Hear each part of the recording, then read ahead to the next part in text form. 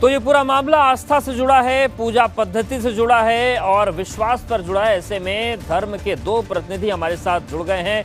महंत बालक दास जी हैं, हिंदू धर्मगुरु हैं, वाराणसी से जुड़ गए हैं, और मौलाना शोएबुर रहमान जी हैं, इस्लामिक स्कॉलर हैं, प्रयागराज से हमारे साथ जुड़ गए हैं। सबसे पहले महंत बालक दास जी आपके पास आ रहे हैं। ये जो आज़ान के जवाब में हनुमान चालीसा के लिए लाउड स्पीकर लगा है, तो ये केवल भक्ति का मामला है या जवाब दिया जा रहा है? किस तरीके से पूरे इस मामले को आप देखते हैं? देखिए, सबसे बड़ी समस्या इस बात की है कि कईयों बार इस विषय पर मुद्दे पर चर्चा हो चुकी है और हाई कोर्ट ने भी इस विषय को बता चुके कि अजान का लाउड स्पीकर अजान का अंग नहीं है। तो अगर किसी से परेशानी हो रही है, आप अजान करिए, अजान करने के लिए समस्या नहीं खड़ी हो रही। समस्या यहाँ खड़ी हो रही कि आप अपनी चीज को दूसरों को थोपना चाहते हैं। हम नहीं सुनना चाहते अजान, तो आप क्यों जबरदस्ती बड़े बड़े स्पीकर लगा करके आप जो है सुनाना चाहते हैं? आप अजान को मस्जिद के अंदर बैठ करके भी कर सकते हो, प्रेम से भी सुना सकते हो, अपना जो अनुष्ठान उसको कर सकते हो, अपना जो पूजा पद्धति उसको कर सकते हो, उसको कोई मना नहीं करने जा रहा। लेकिन इस पर कई बार विवाद हुआ। इलाहाबाद में अभी 2 साल पहले ही विवाद हुआ था, कुलपति महोदय ने ऑब्जेक्शन किया था, हाई कोर्ट ने इसका कह भी दिया कि अजान का अंग नहीं है। तो ऐसी स्थिति में हमारे यहाँ तो जो यह पढ़े हनुमान चालीसा का बात जो आती है, जो 100 बार पाठ कर कोई 100 बार पाठ करने की बात है, हम तो कभी लाउड स्पीकर लगा करके नीचे लाते नहीं। तो हम तो 100 बार पढ़े, तो 100 बार अगर पढ़े ठीक है, जवाब ले लेंगे, लेकिन बस एक छोटा सा रिएक्शन और दे दीजिए। तो आप ये मानते हैं कि लाउड स्पीकर का प्रयोग सही नहीं है, चाहे आजान हो फिर चाहे हनुमान चालीसा हो? बिल्कुल बिल्कुल नहीं होना चाहिए। दूसरे को डिस्टर्ब होता है, बच्चों की पढ़ाई भी होती है। कभी सुबह आदमी हम ध्यान लगा रहे हैं, उधर से अजान का वो आ रहा है, हमारा तो ध्यान भंग होगा ना भाई। हम भी 5 बजे 4 बजे ध्यान लगाते हैं, भगवान का स्मरण करते हैं, आराधना करते हैं, पूजा करते हैं। तो हम तो साउंड लगा करके नहीं करते, स्पीकर लगा करके नहीं करते, हम अपने मठ में बैठ करके करते हैं। आप भी अपने मस्जिद में अजान करिए, कौन मना करने जा रहा है? हर व्यक्ति अपने अपने धर्म के लिए स्वतंत्र है, लेकिन आपके धर्म के कारण दूसरा डिस्टर्ब हो रहा है, तो ये कहाँ का धर्म है? ठीक है, चलिए इस पर आप जवाब अभी नहीं दे रहे हैं कि जो अभी स्पीकर बज रहे हैं हनुमान चालीसा को, ठीक है नहीं। लेकिन मौलाना शोएबुर रहमान जी आपके पास आ रहे हैं। इस पूरे चर्चा के बीच, इस वाद विवाद के बीच एक तर्क बार बार दिया जा रहा है कि जब तक लाउड स्पीकर नहीं आए थे, जो ये इलेक्ट्रॉनिक विकास नहीं हुआ था, तब आखिर कैसे आजान होती थी? क्या अब जरूरी है कि अब लाउड स्पीकर लगाया ही जाए आजान के लिए? ये सवाल पूछा जा रहा है बार बार। देखिए, लाउड स्पीकर पे बहुत ज़्यादा बहस नहीं होनी चाहिए। उसकी वजह ये है कि हम बगैर लाउड स्पीकर के भी अजान दे सकते हैं और बाज़ जगह देते भी हैं।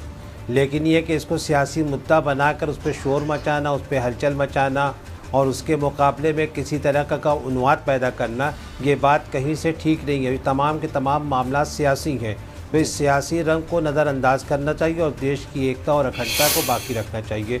ये सबसे अहम चीज़ है। बाकी झगड़ा इस बात का नहीं है। और किसी बात को अगर बार बार थोपा जाएगा या किसी बात को बार बार कोचा जाएगा तो यकीनी तौर पर उसका रिएक्शन आता है।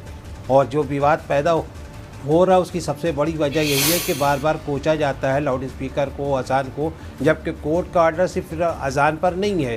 कोर्ट का ऑर्डर तमाम धर्म की जो पूजा या जितनी चीज़ें होती हैं सब पर है, सिर्फ मस्जिद की अजान पर ही नहीं है कि कोई ऐसा शोर जिससे लोगों को नुकसान पहुंच रहा हो या लोगों को तकलीफ पहुंच रही हो, उस पर रोक होनी चाहिए। जैसा कि रात 10 बजे के बाद शादी के डांस में और शादी में जो डीजे बजता है उस पर भी रोक है। अभी रामनवमी के मौके पे जब मस्जिदों के सामने जो डांस हो रहे थे और जो स्पीकर से गूंज गांज की आवाज़ें आ रही थी, जिससे कई तरह के विवाद पूरे देश में फैले, उस पर भी रुकावट थी, लेकिन उसको नज़रअंदाज। सवाल पहला ये कि आखिर पहल कौन करेगा लाउड स्पीकर रोकने की, और दूसरा ये कि दोनों ही लोगों से सवाल है कि क्या ईश्वर ऊंचा सुनता है? क्या कबीर दास जी ने सवाल उठाया था दोनों ही धर्मों के लिए कि आखिर क्या जरूरत है? जब मन से सुन लेता है तो इतने बड़े बड़े लाउड स्पीकर लगाकर तेज आवाज में क्या जरूरत है आजान करने की, हनुमान चालीसा की?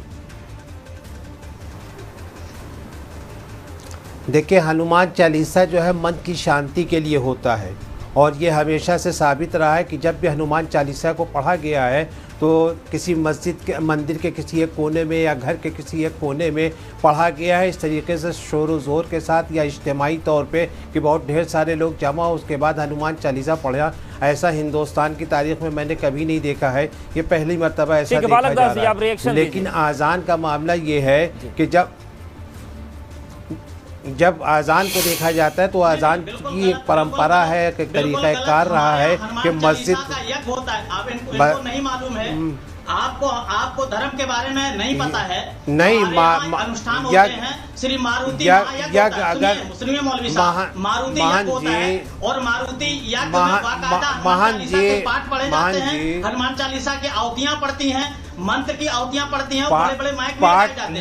लेकिन जिस तरीके से आप महान जी जिस तरीके से आप पढ़ रहे उस तरीके से नहीं पढ़ा जाता।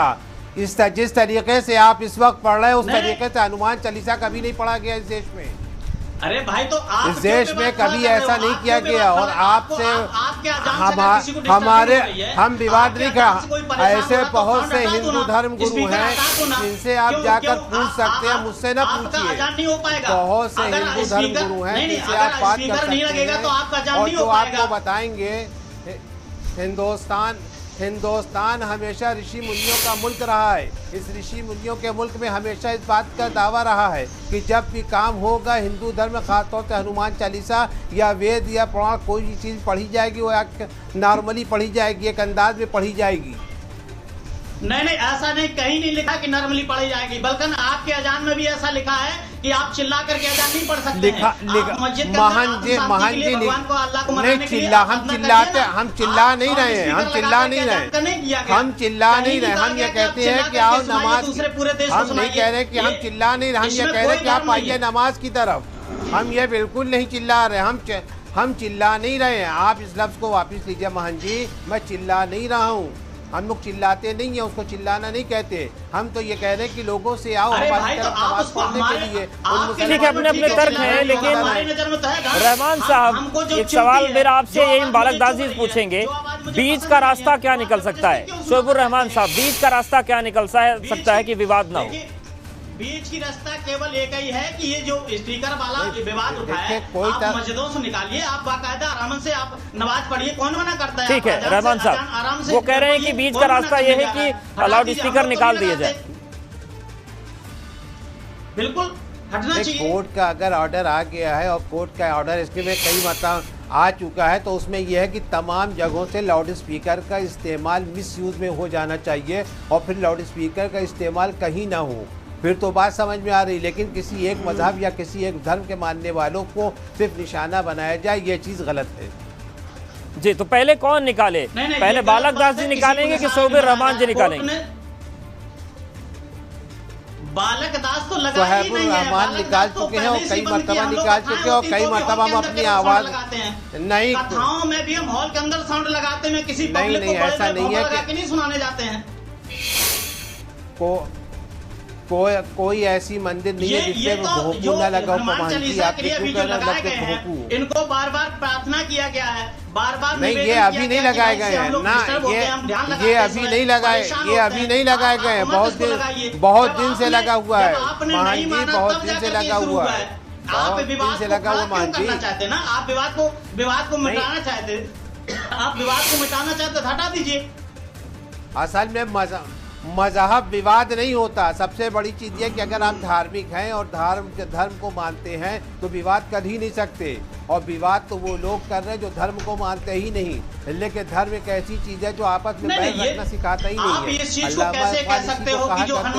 धर्म नहीं सिखाता आपस में बैर रखना। हिंदी हम वतन हिंदुस्तान हमारा। नहीं ये आप कैसे कह सकते हो कि जो हनुमान चालीसा, मैं हनुमान चालीसा की बात ही नहीं कर रहा महान जी, हनुमान चालीसा की बात ही नहीं कर रहा हूँ मैं हनुमान आपने तो ये खुद ही अभी स्पष्ट कर दिया है इस बात को कि हमने लगाया अभी है और आपके मुकाबले में लगाया है कि आप उतार दे तो हम उतार दे, इसी को तो मैं कह रहा हूँ मान जी। मेरे सीधी सी बात है, आपसे निवेदन किया गया कि नहीं किया गया कि आप हटाइए, हमको इससे डिस्टर्ब होता है, हम ध्यान लगाते हैं, हमारे ध्यान में खलल होता है, तो आप क्यों नहीं हटा रहे उससे? आप लोग अपने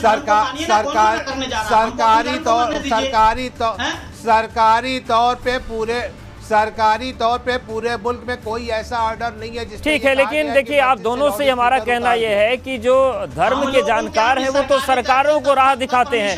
अगर आप लोग अब सरकार से राह देखने की बात करेंगे तो फिर जो हिंदुस्तान धर्म को मानने वाला है वहां पर विवाद की स्थिति पैदा होगी या बीच का रास्ता, ये आप लोगों को भी सोचना होगा। फिलहाल आप दोनों का बहुत शुक्रिया और उम्मीद करते हैं कि विवाद का विषय न बने, कुछ रास्ता निकले और सब कुछ मिल बांट कर आगे बढ़ सके।